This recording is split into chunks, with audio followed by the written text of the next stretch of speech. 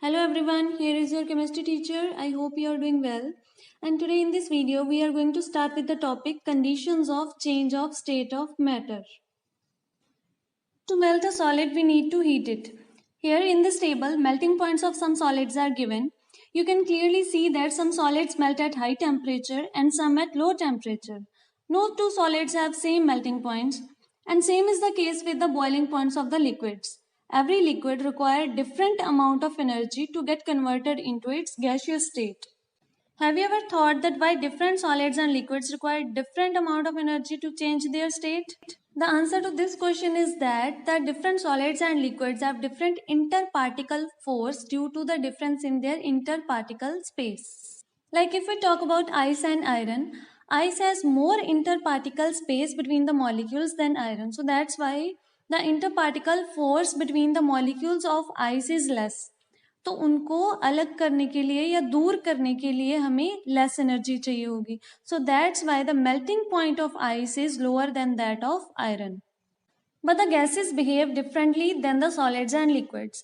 Almost all the gases show the same behavior at fixed temperature and pressure, because in every gas the interparticle spaces are very large, due to which in every gas the interparticle force of attraction is almost negligible.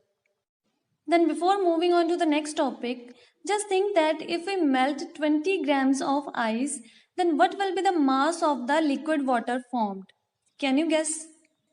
Obviously, the mass of liquid water will also be 20 grams, because यहाँ पे just state ही change हुई है. Ice के molecules थोड़े दूर होके liquid water में convert हो गए, लेकिन उसमें कोई और चीज़ ऐड तो नहीं हुई जिसके कारण उसका मास ज़्यादा हो जाएगा, ना ही उसमें से कोई मॉलिक्यूल्स हमने बाहर निकाले हैं ताकि उसका मास कम हो जाए. Then we can say that whenever any substance changes into another substance, its mass does not change. Means the mass remains conserved. And this is the law of conservation of mass. This law was proposed by Lavoisier, and according to it, matter can neither be created nor be destroyed in a chemical reaction. However, it may change from one form to another in the process. Also, we can state it in some other words, like in a chemical reaction, the total mass of reactants is always equal to the total mass of products. For example, when wood is burnt, it reacts with oxygen to form ashes, carbon dioxide gas and water. And in this reaction, wood and oxygen are the reactants, and ashes, carbon dioxide gas and water vapor are the products. So here, mass of wood and oxygen will be equal to the mass of ashes, carbon dioxide and water. In chemical reactions, we have reactants which convert into products, and in a chemical equation, reactants are always represented on the left hand side and products are always represented on the right hand side. And according to the law of conservation of mass, the total mass of reactants is always equal to the total mass of products. It means if I write an equation, carbon plus oxygen forms carbon dioxide, then the mass of carbon plus mass of oxygen must be equal to the mass of carbon dioxide. But here the question is that how can we check that this equation validates the law of conservation of mass? Very simple methods are there to check it. One method is to count the number of atoms of each element on both the sides. Let us have a look on it. On left hand side, we have carbon atom and oxygen atom. How many carbon atoms are there on left hand side? One carbon atom. And how many oxygen atoms are there? Here we have two oxygen atoms. And on right hand side, how many carbon atoms are there? It is one. How many oxygen atoms are there? These are two. So now see, if on left hand side one carbon atom is there and on right hand side also one carbon atom is there, it means that carbon is neither increased nor decreased. अब carbon ही increase या decrease नहीं हुआ तो उसका मास भी increase या decrease नहीं होगा. Then afterwards, number of oxygen atoms are also same on both the sides. It means oxygen भी ना इंक्रीज हुआ ना डिक्रीज हुआ तो ऑक्सीजन का मास भी सेम रहेगा. So whatever the mass was there on left hand side, same is the mass on the right hand side. So we can say that if the number of atoms of each element remains same before and after the chemical reaction, then law of conservation of mass will be followed. And such kind of chemical equations in which the number of atoms of each element are equal on both the sides of chemical equation are called the balanced equations.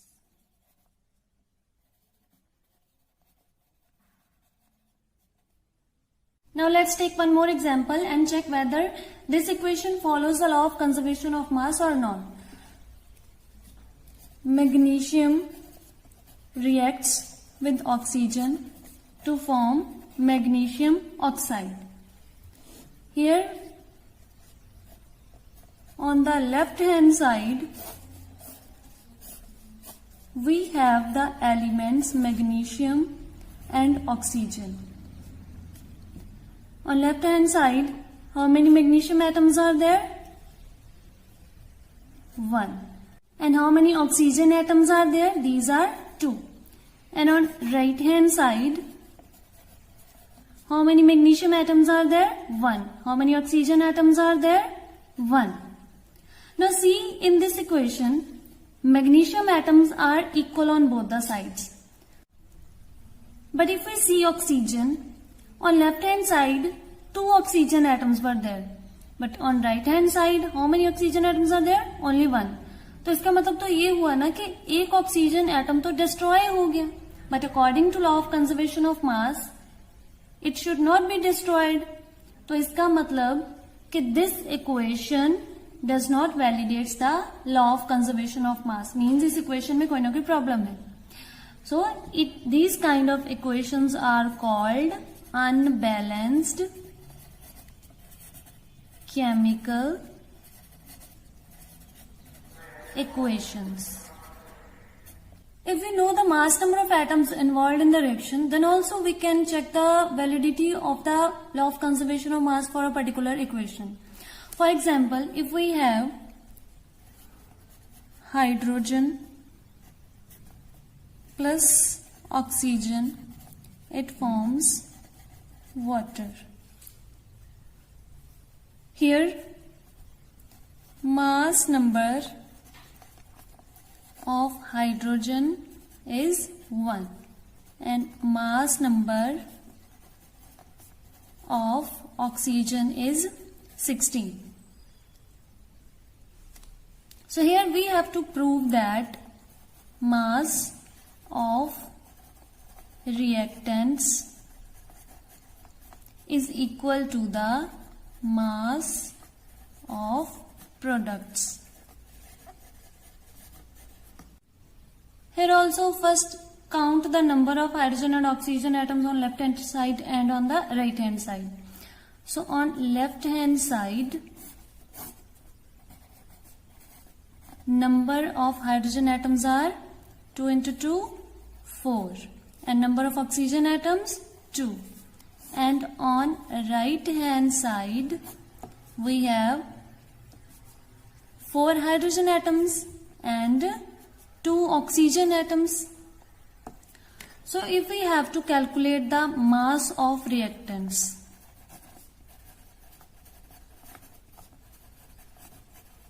it will be equal to the mass of hydrogen plus mass of oxygen.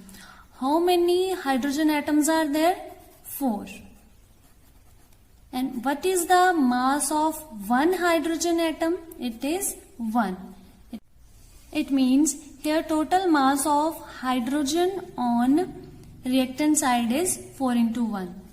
Then along with the hydrogen, oxygen is also there. How many atoms of oxygen are there on reactant side? These are 2. So the mass of oxygen on reactant side will be equal to 2 into 16.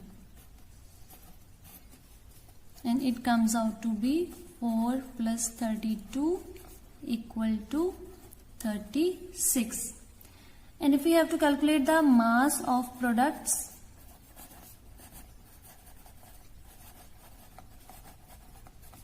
on product side, how many hydrogen atoms are there? 4 are there. And mass of one hydrogen atom is 1. So here it is 4 into 1 plus oxygen is also there. How many oxygen atoms are there? 2. So total mass of oxygen on product side is 2 multiplied by 16. It is equal to 4 plus 32 equal to 36. So here total mass of reactants is equal to the total mass of products. So it validates the law of conservation of mass. We can take one more similar example. When there occurs incomplete combustion of carbon, then it forms carbon monoxide. So let us check that whether this equation validates the law of conservation of mass or not. Here carbon and oxygen elements are there, and on left hand side how many carbon atoms are there? 1. How many oxygen atoms are there? 2. On right hand side number of carbon atoms is 2, number of oxygen atoms is 2. So from here also we can just clearly see that it does not validate the law of conservation of mass, because on left hand side 1 carbon atom is there and on right hand side 2 carbon atoms are there. So it means it is an unbalanced chemical equation. So now let us check about their mass also.